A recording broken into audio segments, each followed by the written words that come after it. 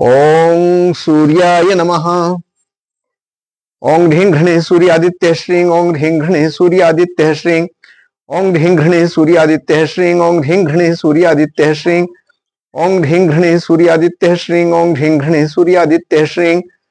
ओं ह्रीं घृणे सूर्यादित्य श्रीं। ओं ह्रीं घृणे सूर्यादित्य श्रीं। ओं ह्रीं घृणे सूर्यादित्य श्रीं। ओं ह्रीं घृणे सूर्यादित्य श्रीं। ओं ह्रीं घृणे सूर्यादित्य श्रीं। ओं ह्रीं घृणे सूर्यादित्य श्रीं। ओं ह्रीं घृणे सूर्यादित्य श्रीं। ओं ह्रीं घृणे सूर्यादित्य श्रीं। ओं ह्रीं घृणे सूर्यादित्य श्रीं। ओं ह्रीं घृणे सूर्यादित्य श्रीं। ओं ह्रीं घृणे सूर्यादित्य श्रीं। इस प्रकार आपने देखा कि सूर्योदय अब हुआ है। जैसे ही सूर्योदय हुआ उस सेकंड में, उस उतने मिनट और उतने सेकंड पर इस डिवाइस ने अपना काम शुरू किया। ये इस प्रकार मूवमेंट किया। आप देखिए, ओं ह्रीं घृणे सूर्यादित्य श्रीं। ओं ह्रीं घृणे सूर्यादित्य श्रीं। ओं ह्रीं घृणे सूर्यादित्य श्रीं। सूर्याय नमः, सूर्याय नमः, सूर्याय नमः, सूर्याय नमः, सूर्याय नमः, सूर्याय नमः। ओं ह्रीं घृणे सूर्यादित्य श्रीं। ओं भूर्भुवः स्वः तत्सवितुर्वरेण्यं भर्गो देवस्य धीमहि धियो यो नः प्रचोदयात्। ओं भूर्भुवः स्वः तत्सवितुर्वरेण्यं भर्गो देवस्य धीमहि धियो यो नः प्रचोदयात्। ये इस प्रकार काउंटिंग होती है इसमें, लेफ्ट राइट में। देखिए, ओं भूर्भुवः स्वः तत्सवितुर्वरेण्यं भर्गो देवस्य धीमहि धियो यो नः प्रचोदयात्। अब ये इधर ही रुका रहेगा जब तक दोबारा मंत्र रिपीट नहीं कर रहा। ओं भूर्भुवः स्वः तत्सवितुर्वरेण्यं भर्गो देवस्य धीमहि धियो यो नः प्रचोदयात्।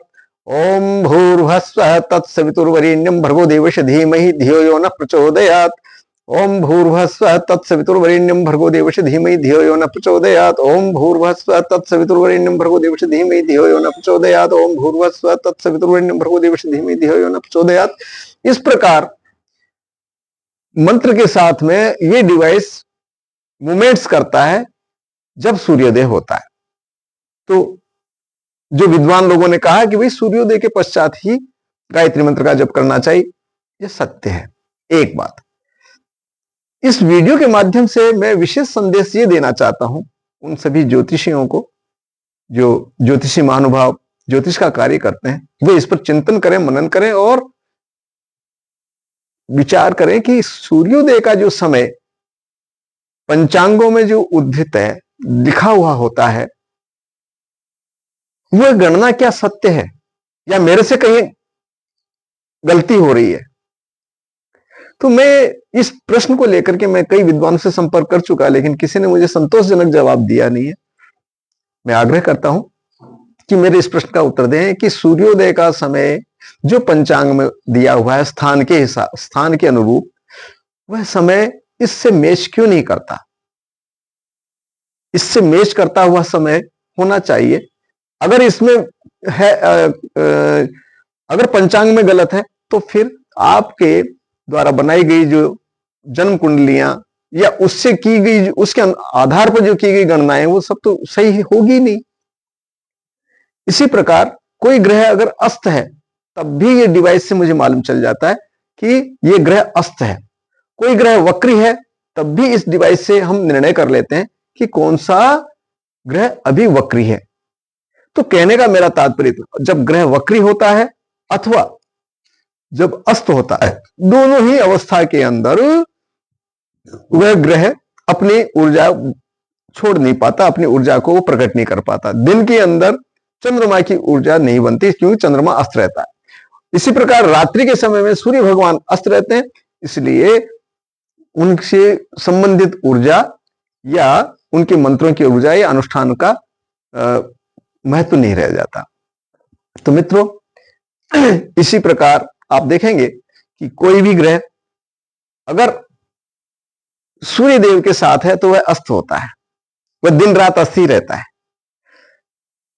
उसमें एक और कही जाती है कि साहब इतनी अमुक ग्रह इतनी डिग्री तक होने पर अस्त कहलाएगा, अमुक ग्रह इतनी डिग्री तक रहने तक अस्त कहलाएगा।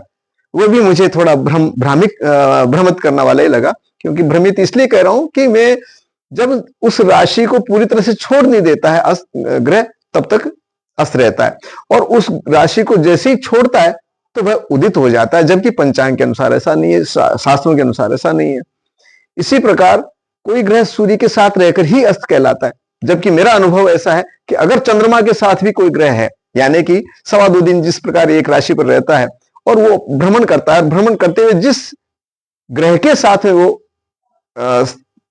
आ जाता है, वह ग्रह चंद्रमा के स्थिति में अस्त हो जाता है, यानी कि उसकी ऊर्जा ही नहीं बनती, उसके मंत्रों की ऊर्जा नहीं बनती, तो अनुष्ठान वगैरह का कोई अर्थ ही नहीं निकलता। तो कृपया मेरे इन प्रश्नों को चिंतन करके और उचित परामर्श देने की कृपा करें। और एक आग्रह और कर देता हूं कि सभ्य भाषा का ही प्रयोग करें। अश्लील भाषा का उपयोग करके आप अपना स्वयं का अपमान करवाते हैं। सूर्याय नमः।